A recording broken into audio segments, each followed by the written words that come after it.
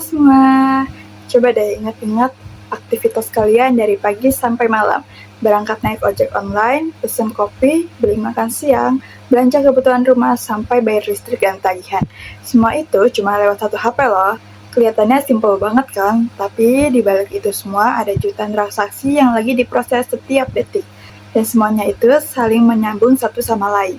Kalau satu sistem doang yang error, dampaknya bisa kemana-mana. Pembayaran gagal, pesanan telat, bahkan bisa satu layanan langsung down total.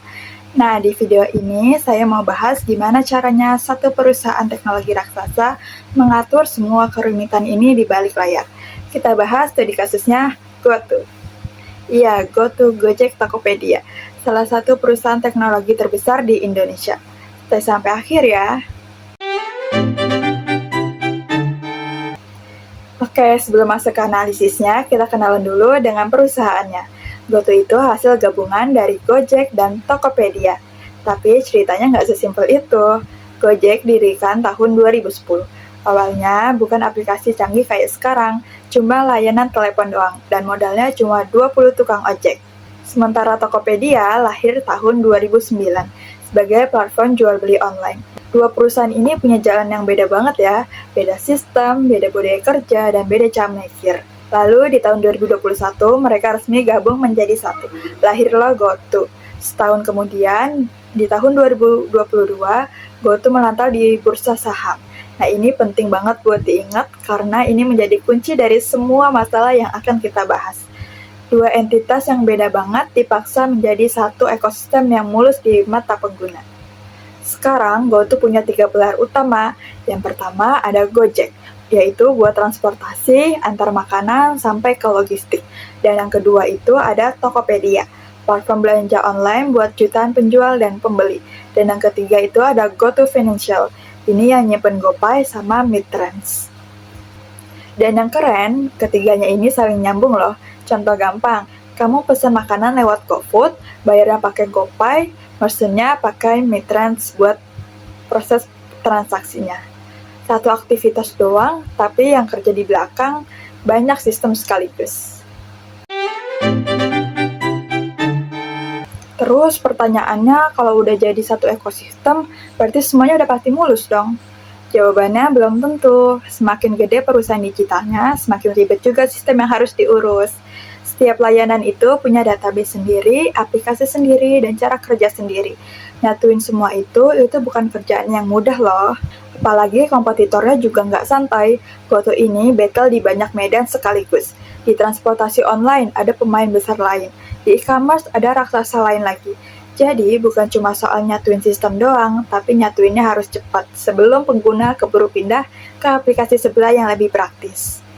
Selain itu, teknologi berkembang cepat banget.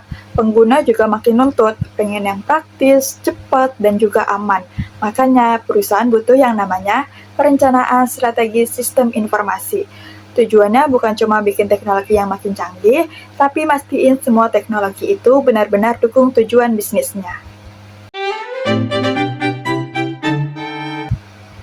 Nah, buat ngebedah ini semua, saya pakai metode Word and Paper. Ini metode yang cukup terkenal di dunia sistem informasi. Intinya, metode ini bantu jawab satu pertanyaan simpel.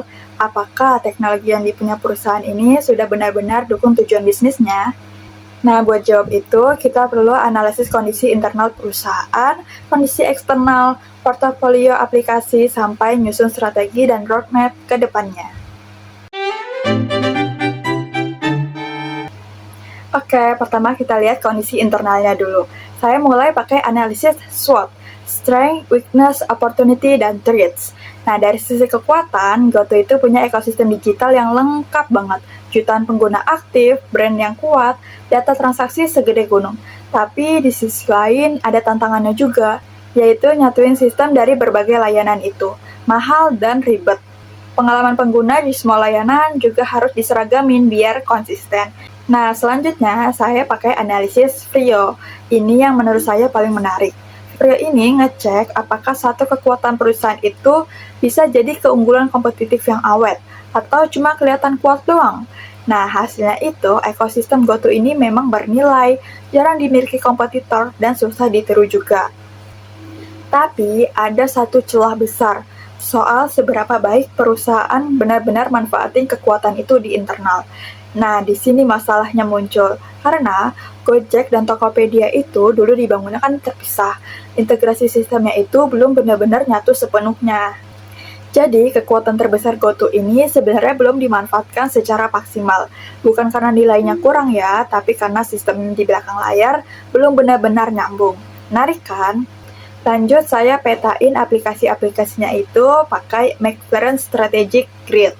Tujuannya itu buat tahu aplikasi mana yang menjadi prioritas utama. Hasilnya itu, Gojek, Tokopedia, GoPay, sama Customer Data Platform itu masuk ke kategori strategik. Karena pengaruhnya itu gede banget ke bisnis perusahaan. Sementara sistem pembayaran, logistik, dan operasional lain itu masuk ke key operasional karena menjadi tulang punggung aktivitas harian. Selain faktor dari dalam tadi, kita juga perlu lihat faktor dari luar. Nah, saya pakai analisis Pestel. Dari situ kelihatan pertumbuhan ekonomi digital Indonesia ini peluang yang gede banget. Masyarakat ini udah makin terbiasa pakai layanan digital sehari-hari. Teknologi kayak AI, Big Data, Cloud Computing juga menjadi peluang buat layanan yang lebih cepat dan personal. Tapi di sisi lain ada tantangannya juga, persaingan semakin ketat. Terus ada juga satu hal unik soal regulasi. Karena GoTo ini punya layanan keuangan lewat GoPay, mereka harus patuh ke dua aturan sekaligus. Aturan yang pertama itu perlindungan data yang umum. Lalu yang kedua itu aturan dari OJK yang khusus buat layanan keuangan digital. Jadi ngurus datanya itu jauh lebih rumit dibandingkan perusahaan yang main di satu sektor doang. Keamanan data juga menjadi isu krusial. Karena yang dikelola itu data jutaan pengguna. Jadi perusahaan itu harus terus berinovasi, tapi nggak boleh abai sama keamanan dan kepercayaan pengguna. Nah, setelah semua analisis ini, saatnya menyusun strategi. Menurut saya, prioritas utamanya itu memperkuat integrasi sistem antar layanan. Dan ini bukan soal asal pilih, ini langsung nyambung sama temuan Frio yang tadi saya bahas. Masalah utamanya itu bukan soal apakah ekosistem GoTo itu berharga, tapi soal datanya ini belum benar-benar nyambung di belakang layar. Jadi sebelum lompat ke hal yang lebih canggih kayak AI, fondasi integrasi data ini harus dibenerin dulu. Coba pikirin deh, gimana mau bikin rekomendasi personal pakai AI, tapi kalau data dari Gojek, Tokopedia, sama GoPay-nya ini masih kepisah-pisah. Strategi berikutnya ini memperkuat keamanan informasi biar data penggunanya tetap aman. Terus manfaatin AI yang lebih luas lagi. Tapi sebagai langkah lanjutan, bukan langkah pertama. AI ini bisa kasih bantu rekomendasi personal, bantu efisiensi operasional, sampai bantu ambil keputusan berbasis data. Sama satu lagi yang gak kalah penting itu perkuat infrastruktur cloud, biar semua layanan tetap stabil walaupun dipakai jutaan orang sekaligus. Terus gimana kita tahu strategi ini itu berhasil atau enggak? Disinilah balance scorecard itu masuk. Ini bantu lihat keberhasilan strategi itu dari 4 sisi. Yang pertama ada learning and growth, yaitu soal ningkatin kompetensi digital karyawan sama budaya inovasi. Kalau SDM-nya berkembang, proses bisnisnya juga ikut membaik. Yang kedua itu ada internal business process, soal integrasi sistem, keamanan data, sama efisiensi operasional.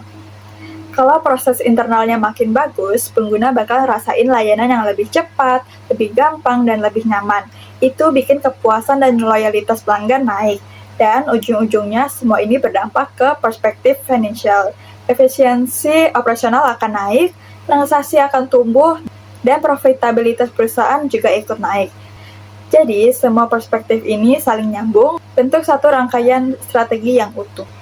Jadi, dari semua yang kita bahas tadi ini, ada satu pelajaran penting, yaitu keberhasilan perusahaan digital ini bukan cuma soal banyaknya layanan yang dipunya.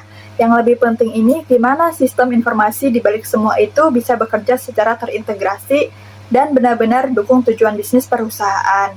Dengan strategi yang tepat, perusahaan bisa lebih efisien, pengalaman penggunanya lebih baik, dan tetap bersaing di tengah teknologi yang berubah secepat ini.